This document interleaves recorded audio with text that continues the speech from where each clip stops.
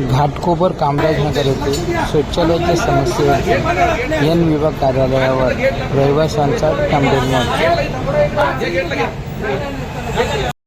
80 वर्ष पूर्ण होतील या देशाच्या स्वातंत्र्याला, पण माता रमाबाई आंबेडकर नगरमध्ये आनंद विकास चाळीचा जो 2 वर्षापासून शौचालयाचा जो पुनर्बांधणीचा प्रश्न आहे, जो प्रलंबित आहे, त्याच्यावरती हे आंदोलन आज एन विभागात कार्यालयावरती या ठिकाणी आणलं होतं। का आंदोलन आणण्याचं कारण इतकंच आहे की महानगरपालिकेचे निव्वळ आणि निव्वळ खोटे आश्वासन, त्याचबरोबर त्या ठिकाणी पूर्वी जे शौचालय होतं ते 19 आसनी शौचालय होतं, ते शौचालय पूर्ण कमी करून महानगरपालिकेने त्या ठिकाणी 8 आसनी शौचालय देण्याचं ठरवलं।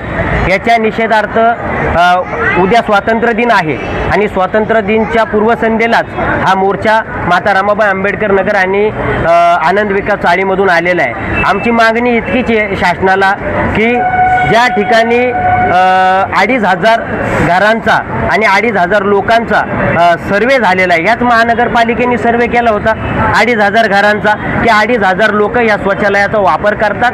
2500 घरं आणि जर लोक या ठिकाणी असतील तर आमचं महानगरपालिकेला सरळ सरळ म्हणणं आहे की 2500 लोक 8 शौचालय वापरू शकतात का, इतकं फक्त महानगरपालिकेने आम्हाला सांगावं। हेच एनवार्डचे अधिकारी केदार साहेब आम्हाला म्हणाले होते की 25 ते 50 घरांच्या किंवा लोकांच्या पाठी एक शौचालय आम्ही देऊ। मग 2500 घरांचा सर्वे झालाय, 2500 घरांचा सर्वे झाल्यानंतर मग 8 शौचालय कोणत्या कायद्याच्या अंतर्गत देतात ते तरी आम्हाला सांगा। हाच हे आंदोलन घेऊन, चिंपाट आंदोलन घेऊन आम्ही आनंद विकास चाळीतील रहिवासी, त्याचबरोबर डॉक्टर बाबासाहेब आंबेडकरांचा 133 मध्ये पुतळा आहे, त्या पुतळ्याचं गेल्या 5 वर्षापासून कोणतंही काम किंवा सुशोभीकरण या महानगरपालिकेने केलं नाही।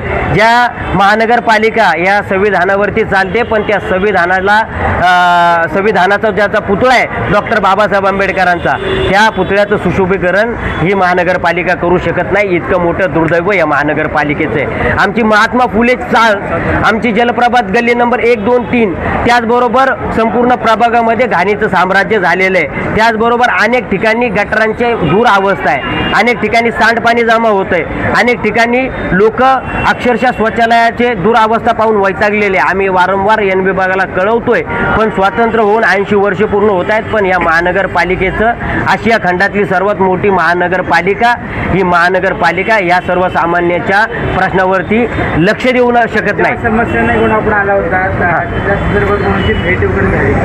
नाही, अद्यापही कोणाची भेट झाली नाही, पण पोलीस अधिकारी, पंतनगर वरिष्ठ पोलीस निरीक्षक सर्वे या ठिकाणी उपस्थित आहेत। पोलिसांनी असं सांगितलंय की आम्ही या ठिकाणी जे संबंधित विभागाचे अधिकारी आहेत ते या ठिकाणी आणू। आणि मी तुम्हाला एक सरळ सांगतोय, माझं सर्वांना एक आव्हान आहे की आपल्याला सर्वांना माहिती आहे देशात युवकांची क्रांती झाली, आपल्या सर्वांना माहिती आहे, पण त्या क्रांतीमुळे मी खरोखर एक अभिनंदन करेल की प्रत्येक विभागातला जो जेनजी आहे तो जागा झालेला आहे। या आंदोलनामध्ये जेनजी हातवरती करा सर्वांनी, आपले जेनजीने हातवरती करा। जेनजी पण आलेले आहेत, जेनजी पण आहे त्या आंदोलनाला। हे बघा, मी एन विभागाच्या अधिकाऱ्यांना सांगतोय, पोलीस प्रशासनाला पण सांगतोय, खुल्लं सांगतोय, मी पण हे जेनजी तुम्ही बघितलंय, मग कमरेच्या खाली पण बोलायला कमी नाही करत। आम्ही कमरेच्या खालची भाषा नाही वापरलेली, बरोबर आहे। कमरेच्या खालची भाषा वापरायला लागलो तर मग तुमचे पण कानं बंद होतील। इतके घाणेरड्या प्रकारच्या घोषणा, इतक्या म्हणजे हा काय तुम्ही घाणेरडा प्रकार पकडू नका याला, हा एक उद्रेक आहे, हा एक आक्रोश आहे जे लोकांच्या मनामध्ये। नाहीतर आम्ही पण खालच्या तराच्या घोषणा लिहिल्या होत्या, पण आम्ही पोलीस प्रशासनाच्या मध्यस्थीने आम्ही विनंती करतोय की आमच्या ज्या 4 मागण्या आहेत, आमचं सर्वप्रथम पहिल्यात मागणी आहे की आनंद विकास चाळीचं जे शौचालय आहे ते 1+1 झालं पाहिजे ना, किती झालं पाहिजे? हे जे आंदोलन आपण काढलंय, हे आंदोलन आनंद विकास शौचालयाचा प्रलंबित प्रश्न आहे त्याच्यासाठी काढलंय। या ठिकाणी संबंधित अधिकारी आलेले आहेत वाटतं साहेब। आमचा जो मूळ प्रश्न आहे की आनंद विकास चाळीचं जे शौचालय आहे ते शौचालय या ठिकाणी G+1 जसं पूर्वी होतं तसंच आम्हाला बांधून दिलं पाहिजे, अशी आमची सर्वात पहिली ही मागणी आहे आणि ती आम्हाला लेखी स्वरूपात पाहिजे। दुसरी मागणी आमची की ज्या प्रामुख्याने गटर तुंबतात, ज्या ठिकाणी प्रामुख्याने गटारांची दुरावस्था आहे, अशा गटारांची, अशा चाळींची आपण पाहणी करावी आणि लवकरात लवकर योग्य ते सुशोभीकरण अथवा लादीकरण करून या ठिकाणी ते लोकांच्या सुखसुविधेसाठी आपण उपलब्ध करून द्यावे. आणि तिसरी प्रामुख्याने अशी मागणी आहे की प्रभाग क्रमांक 133 मध्ये डॉक्टर बाबासाहेब आंबेडकरांचा पूर्णकृती पुतळा आहे, पण दुर्दैव असं की ज्या डॉक्टर बाबासाहेब आंबेडकरांच्या संविधानामुळे आपण ज्या खुर्चीवरती बसला आहात, त्याच डॉक्टर बाबासाहेब आंबेडकरांच्या सुशोभीकरणाकडे आपली पाठ आहे साहेब. तर त्या ठिकाणी अतिशय सुंदर असं सुशोभीकरण, त्या ठिकाणी बॅरिकेड असतील, बाबासाहेब आंबेडकरांच्या पुतळ्याच्या समोर ज्या प्रकारची दुरावस्था झालेली आहे ती अतिशय सोयीस्कर आणि चांगल्या सुशोभीकरणाच्या पद्धतीने आपण करून द्यावी, अशी तिसरी मागणी आहे.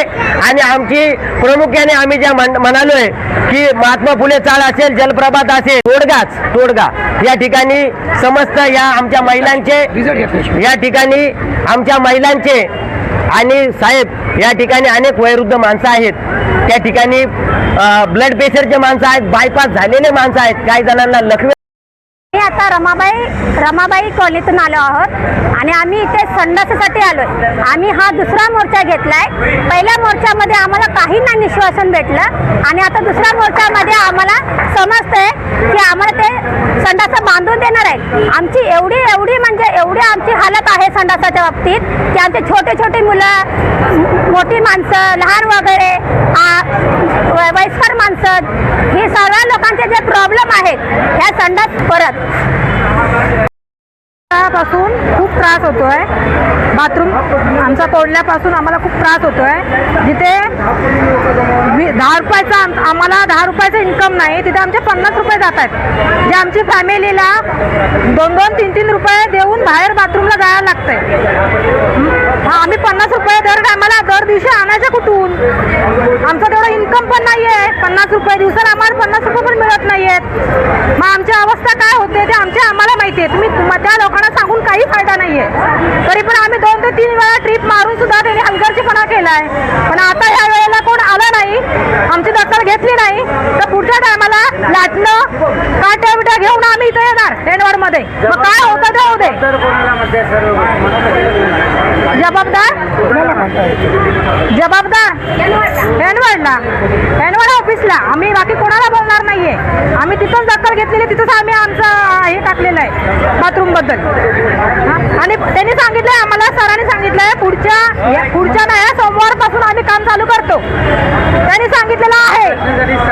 तोपर्यंत येत नाही काम करायला, तोपर्यंत आम्ही